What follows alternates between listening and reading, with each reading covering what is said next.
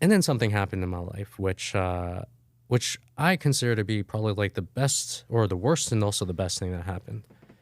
So we're in this family room with me, and I have my three siblings, my sister and two brothers. We're in the family room, and we get this call, and the call is from my dad.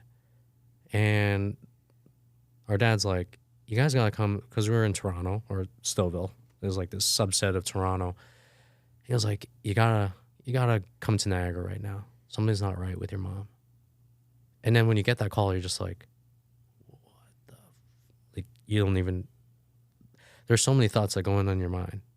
So we end up going there, and then we end up. They have to operate on her because there's something happening with her stomach.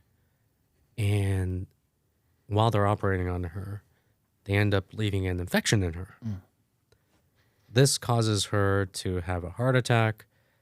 Now she has to get on dialysis treatment.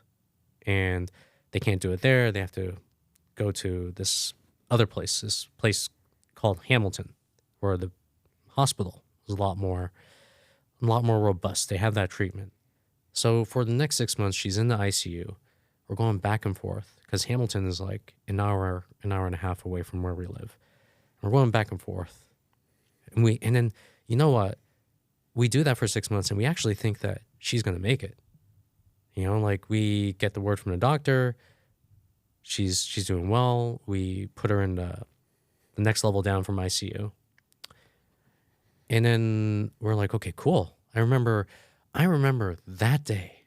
Fuck.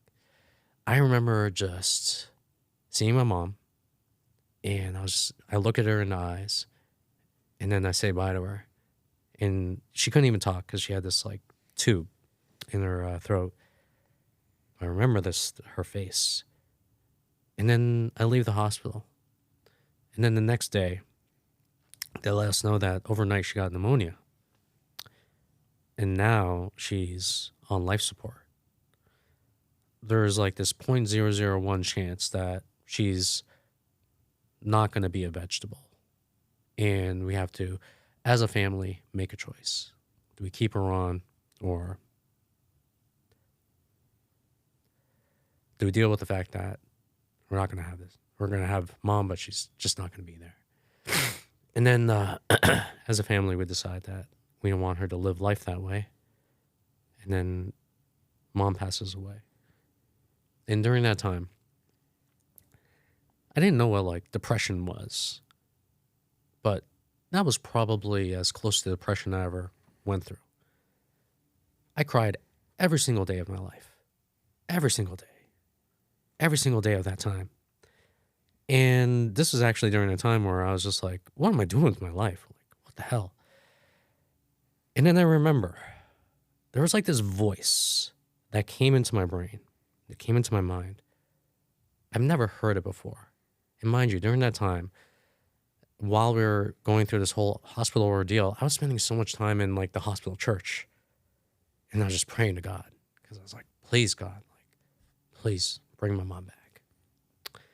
And then while I'm going through this like depression, there's a voice that comes into my mind. It's like, Dan, you can either let this burn you up, or you can use this emotion as fuel. And I was like incredulous at this voice. I was like, what the fuck are you talking about? Like, my mom just died. What do you mean? And then it just like asked me the same question. And it kept on asking me this question like day after day until I answered the question. And my answer was like, and what I learned from that particular event was that emotion is energy.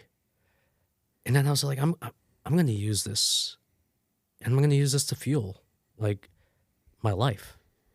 And she passed when she was like in her mid-50s. And I was like, if I was like 24 at the time, I was like 30 more years. Like, if that's the case, like, shit, I better be doing something that I like. I better be doing something I'm passionate about. So it was at that time I ended up quitting my job that I hated. I was like, screw this. I'm not gonna continue on with you guys anymore.